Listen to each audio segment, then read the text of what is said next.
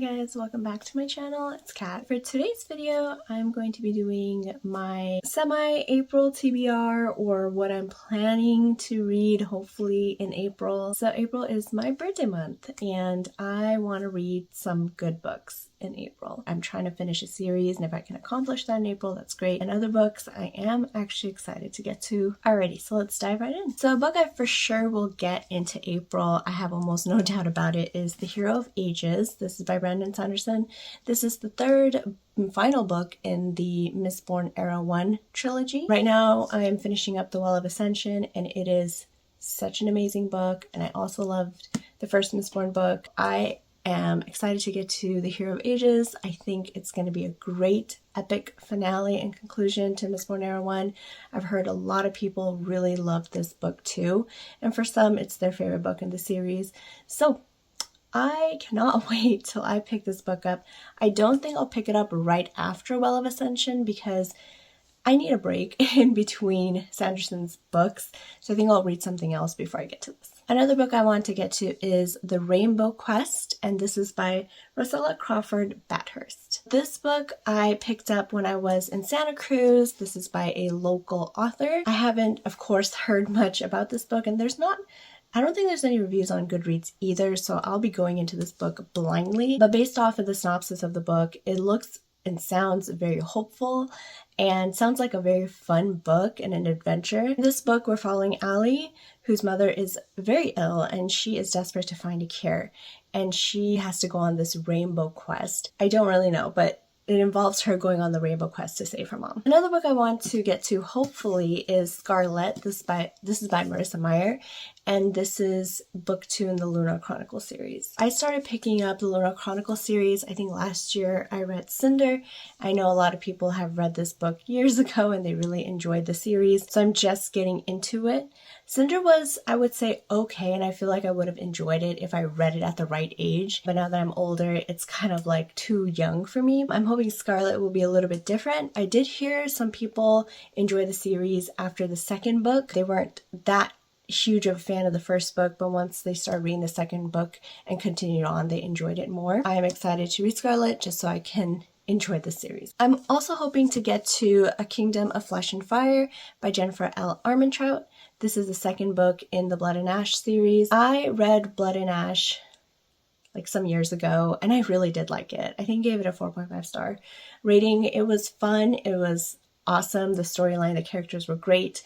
I wasn't the biggest fan of Poppy, but I did enjoy Castile quite a bit. I know a lot of people really love this series and even the spin-off series, which I forgot the name of.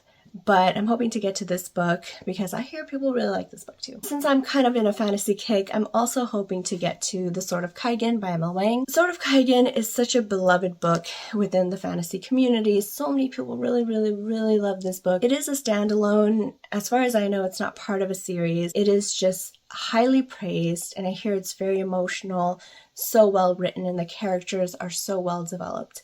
So I am definitely excited to get to this book. I hear so many good things. I haven't heard a single bad thing about Sword of Kaigen, so hopefully I can get to this in April as well. A fun reading vlog I'm hoping to do is, I call it the Evelyn's reading vlog. So I would like to read The 7 Husbands of Evelyn Hugo by Taylor Jenkins Reid, and then The 7.5 Deaths of Evelyn Hardcastle by Stuart Turton. I remember when these books were very popular, I would get so confused between the titles because literally the titles are so similar, and so I would kind of interchange the titles quite a bit. I thought it'd be fun to do like an Evelyn's reading vlog where I read both of the Evelyn books back to back, so maybe I'll do that. I'll consider. I did also want to start reading some Laini Taylor, so I wanted to get to Daughter of Smoke and Bone, which is the first book in a trilogy. There is no cover because when I ordered these books, they were used and they came with very damaged covers,